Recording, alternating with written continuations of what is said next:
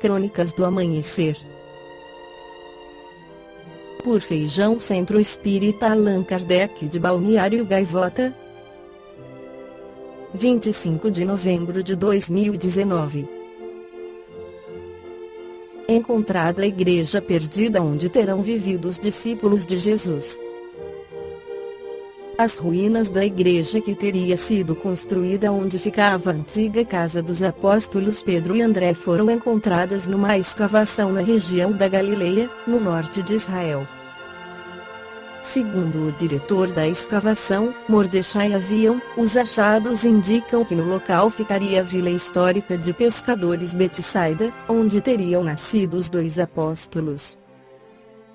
As ruínas de uma igreja bizantina foram encontradas ao lado de restos de um assentamento romano. O povoado corresponde à descrição da aldeia de Betsaida feita pelo historiador romano Flavius Josephus no século I, acrescenta Avião. Já a igreja encaixa-se nos relatos do arcebispo da Baviera Willibald von Eichstätt, que visitou a região em 725. De acordo com os registros daquela viagem, uma igreja teria sido construída no local onde ficava a antiga casa de Pedro e do seu irmão André. Os arqueólogos, do Colégio Acadêmico Kinneret e do Nyack College de Nova York, disseram que a aldeia judaica de Betsaida, na qual a cidade romana de Julias foi construída, era muito maior do que se pensava. Os escavadores encontraram as marcas de uma grande igreja da era bizantina. O indicador mais característico são os mosaicos de vidro, segundo Stephen Otley. Esses são para mosaicos de parede e só aparecem nas igrejas, disse. A visão geral da estrutura também apoia a teoria de que este lugar era uma igreja por causa do eixo oeste-leste e a divisão numa nave central com dois corredores.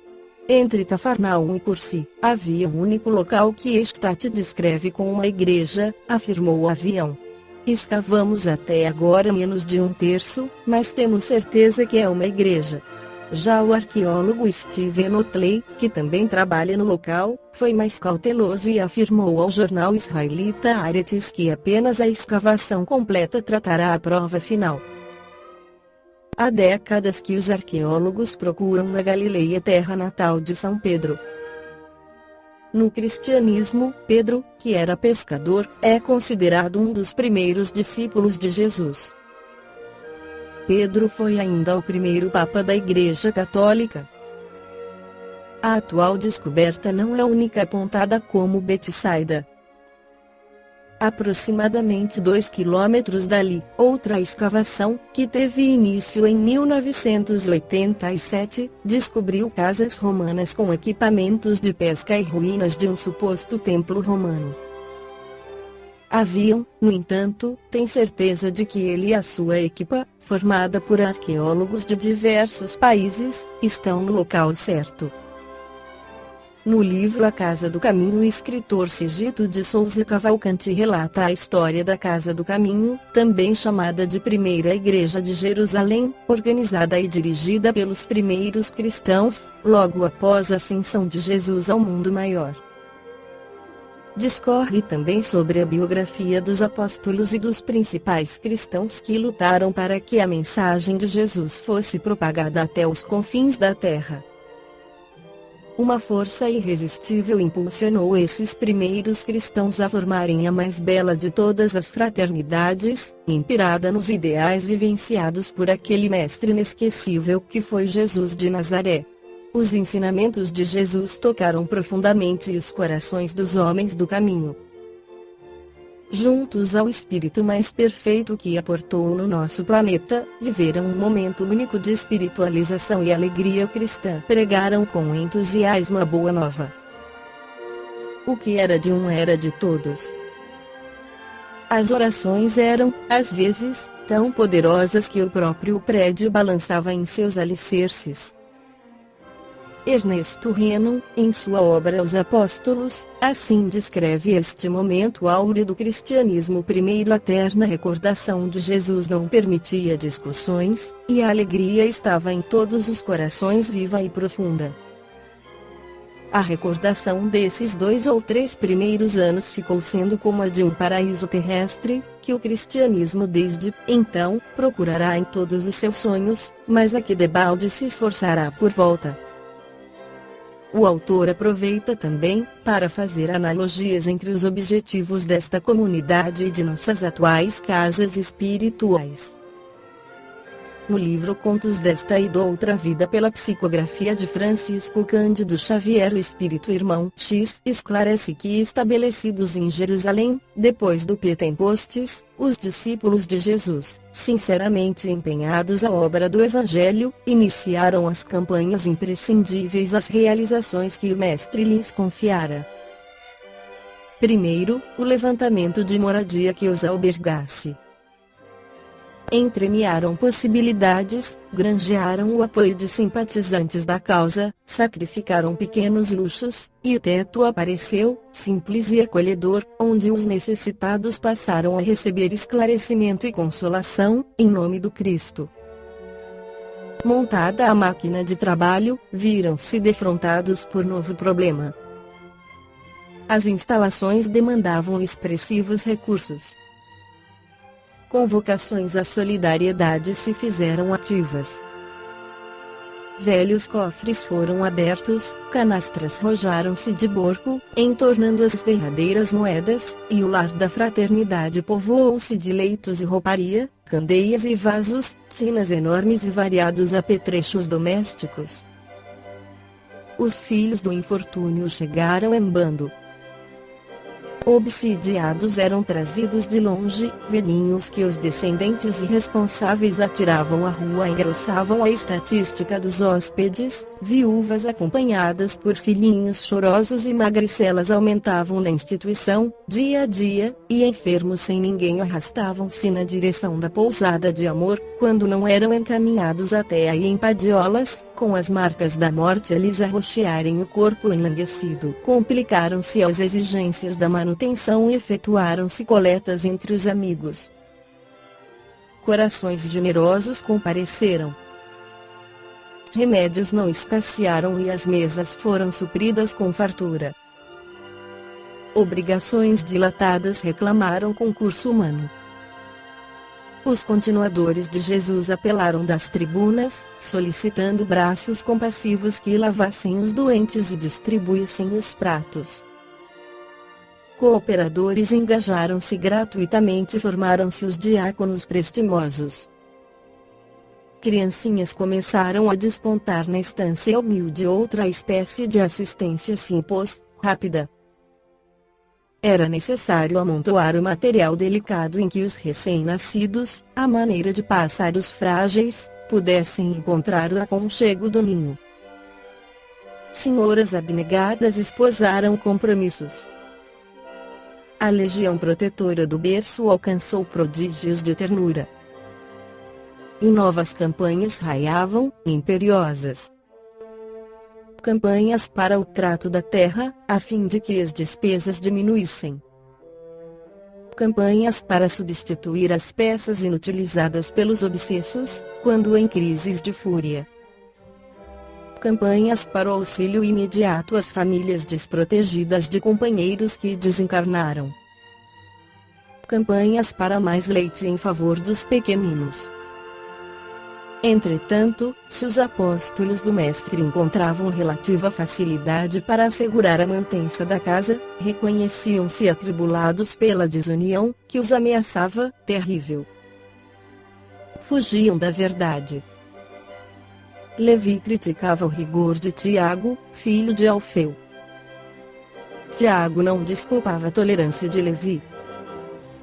Bartolomeu interpretava a benevolência de André como sendo dissipação. André considerava Bartolomeu viciado em sovinice. Se João, muito jovem, fosse visto em prece, na companhia de irmãs caídas em desvalimento diante dos preconceitos, era indicado por instrumento de escândalo. Se Filipe dormia nos arrabaldes, velando agonizantes desfavorecidos de arrimo familiar, regressava sob a zombaria dos próprios irmãos que não lhe penetravam a essência das atitudes. com o tempo, graçaram conflitos, despeitos, queixumes, perturbações.